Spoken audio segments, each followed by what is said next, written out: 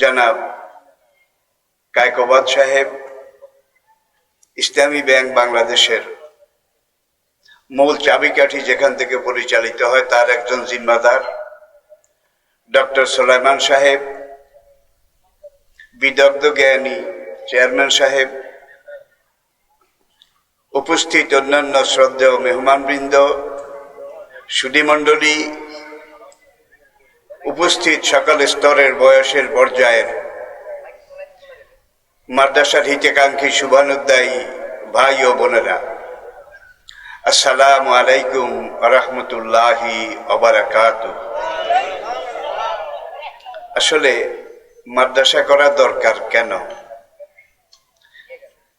লম্বা চড়া আলোচনার কোনো সময় নেই, শুধু একটু ইশারা করে সংক্ষেপে আমি নির্ধারিত সময়ে ইনশাআল্লাহ আলোচনা শেষ করব।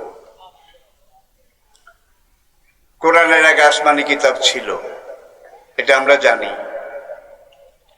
ওয়া আতাইনা দাউদা জাবুরা, আল্লাহ পাক বলছেন কোরআনে, দাউদ নবীর কাছে আমি জাবুর কিতাব নাজিল করেছিলাম। জাবুর কিতাবের ভাষা ছিল ইউনানি। সেই ভাষাটা বর্তমানে দুনিয়ার কোথাও নেই, হারিয়ে গেছে। ডেড ল্যাঙ্গুয়েজ, ভাষাটা মরে গেছে, বিলীন হয়ে গেছে। তারপরে বনি ইসরাইলের উলুল আজম পয়গাম্বর সাইয়েদনা মূসা আলাইহিস সালাতু ওয়াস সালাম, তার কাছে আল্লাহ রাব্বুল আলামিন তাওরাত কিতাব নাজিল করেছিলেন হিব্রু ভাষায়। হিব্রু ভাষাটাও বর্তমান বিশ্বের কোথাও নেই। এমনকি তাওরাতের অনুসারী দাবি করে যারা ইসরায়েল, সেখানে তারাও ওই তাওরাতের হিব্রু ভাষা জানে না। তারা ওই নামে অন্যভাবে ভাষার প্রয়োগ, উক্তি, যুক্তি এগুলো পেশ করে। এরপরে আমাদের নবীজির 570 বছর আগে বনি ইসরায়েলের আরেকজন নবী সাইয়েদনা ঈসা ইবনে মারিয়াম আলাইহিস সালাতু ওয়াস সালামের কাছে আল্লাহ পাক ইনজিল কিতাব নাজিল করেছিলেন সুরিয়ানি ভাষায়। সুরিয়ানি ভাষাও আজকে দুনিয়ার কোথাও নেই। শুধু বাংলাদেশ নয়, আমি বিদেশে, দুনিয়ার অন্যান্য উন্নত দেশে, পাশ্চাত্য দেশে, সেই খ্রিস্টান ইহুদিদের দেশে বড় বড় লাইব্রেরিতে খোঁজ করেছি। সেই সব ভাষার একটা অভিধান, একটা ডিকশনারি আজ পর্যন্ত কোথাও খুঁজে পাওয়া যায়নি। এগুলো হারিয়ে গেছে, বিলীন হয়ে গেছে। পরিশেষে আল্লাহ রাব্বুল আলামিন মহাগ্রন্থ আল কোরআন নাজিল করলেন বিলিসানিন আরাবিয়্যিন মুবিন, স্বচ্ছ, প্রাঞ্জল, ঝরঝরে মিষ্টি আরবি ভাষায় আল্লাহ পাক মহাগ্রন্থ আল কোরআন নাজিল করেছেন। অন্য আয়াতে আল্লাহ পাক বলছেন ইন্না আনজালনাহু কুরআনান আরাবিয়্যান লাআল্লাকুম তাআকিলুন, আমি আল্লাহ স্বয়ং এই কোরআন আরবি ভাষায় নাজিল করেছি যাতে করে তোমাদের বুঝতে সুবিধা হয়। ভাই, আসলে তো লেখাপড়া আমারও বেশি নাই, তো যেটুকু আছে তুলনা যদি করতে যান, আরবি একটা শব্দ ওয়াও, আরবি ভাষার সবচেয়ে প্রাচীন নির্ভরযোগ্য অভিধান লিসানুল আরব। সেই অভিধানে আমি দেখেছি এই ওয়াওটার 57টা তর্জমা, একটা ওয়া, একটা অক্ষরের। কিন্তু বাংলাতে একটা ক, ইংরেজিতে একটা জি, এগুলোর এই ধরনের কোনো অর্থ কল্পনাও করা যায় না। এরপরে আসেন, সে যদি পুরুষ হয় তাইলে হুয়া কি, সে যদি নারী হয় হিয়া, তুমি যদি পুরুষ হও আন্তা, তুমি যদি নারী হও আনতে। এগুলো এমন শব্দের গ্রন্থনা, ভাবের দোতনা, সুরের ব্যঞ্জনা, ভাষার প্রায়োগিক যেই অভিধানিক অর্থ একমাত্র আরবি ভাষায় পাওয়া যায়। ইনসাইক্লোপিডিয়া ব্রিটানিকা, বিশ্বের সবচাইতে প্রাচীনতম নির্ভরযোগ্য যে ইতিহাস পরিসংখ্যান, 9th এডিশন, 9ম সংস্করণে তারা সোনার অক্ষরে লিখেছে Arabic is the oldest and richest language of the world. বর্তমান বিশ্বে যতগুলো ভাষা রয়েছে তার মধ্যে একমাত্র আরবি সবচেয়ে প্রাচীন, সবচেয়ে সমৃদ্ধ যেই ভাষা, সেই ভাষাটার নাম আরবি। এই কোরআন কেন আরবি? এবারে আসুন, ওই সিলেটে এক ভাই লন্ডনে থাকে, আমি চিনি, আমি তার বাসায় দাওয়াত খেয়েছি। সে জিন্দা বাজারে একটা বড় ডিপার্টমেন্টাল স্টোর করেছে, সেটা উদ্বোধন করবে আজকে। উদ্বোধনের দিন বিভিন্ন লোকজনকে দাওয়াত করলো, সুধীরা আসলো, সরকারি কর্মকর্তারা আসলো।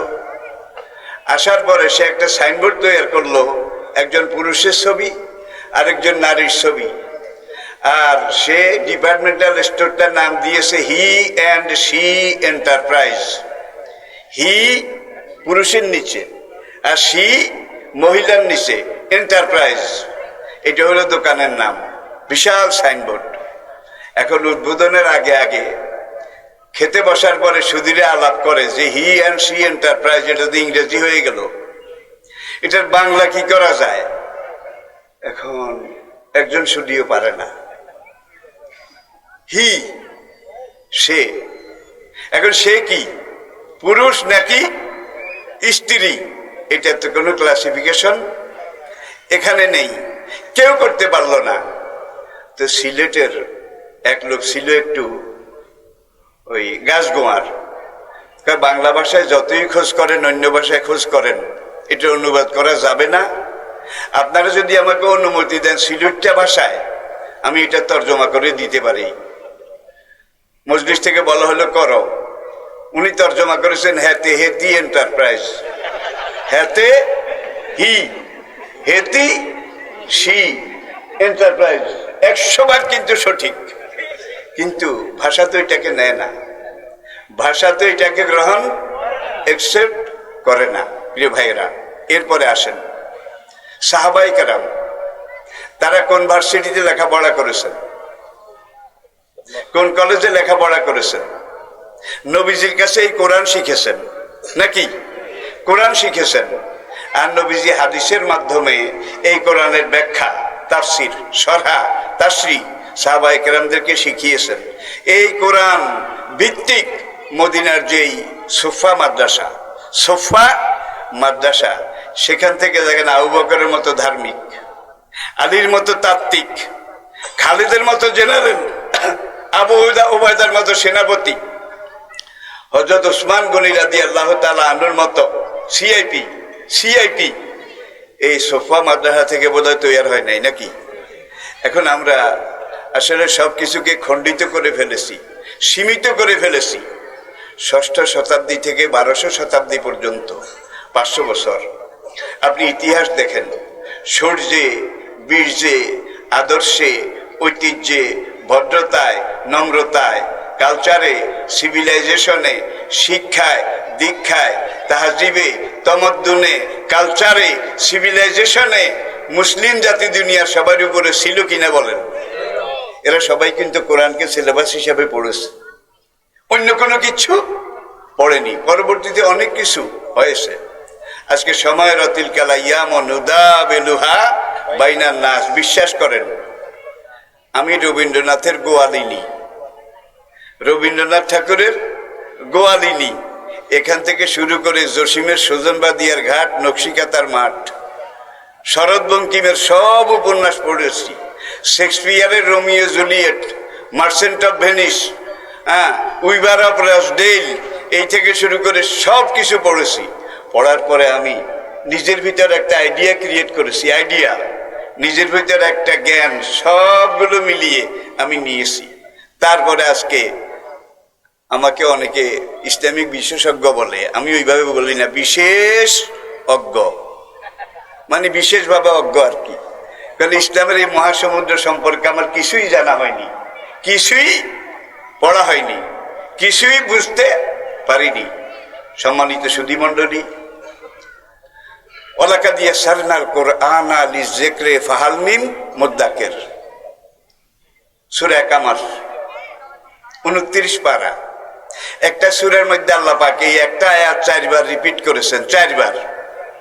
4 বার 4 আয়াতে 4 জায়গায় ওলাকা দিয়ে সারে না, নিঃসন্দেহে আমি আল্লাহ সবচাইতে সহজ করে দিয়েছি আল কোরআনা, এই কোরআন লিজিক্রে, যারা পড়তে চায় তাদের জন্য কোরআন পড়া সহজ করে দিয়েছি, যারা পড়ার পরে মুখস্থ করতে চায় তাদের জন্য মুখস্থ করা সহজ করে দিয়েছি, যারা পড়ে মুখস্থ করে বুঝতে চায় কোরআন বোঝা সবচাইতে সহজ করে দিয়েছি, যারা বুঝে শুনে কোরআন অনুযায়ী চলতে চায়, বলতে চায়, করতে চায়, কোরআনী জীবন ধারণ করা, গ্রহণ করা, বাস্তবায়ন করা আমি আল্লাহ সবচাইতে সহজ করে দিয়েছি।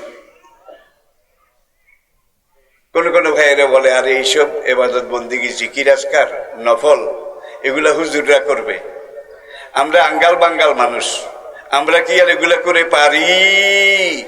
ওই টান একটা দেয়, আমরা কি এগুলা করে পারি? আপনারা যদ্দূর পারবেন আল্লাহ ঠিক এদূরই দিয়েছেন।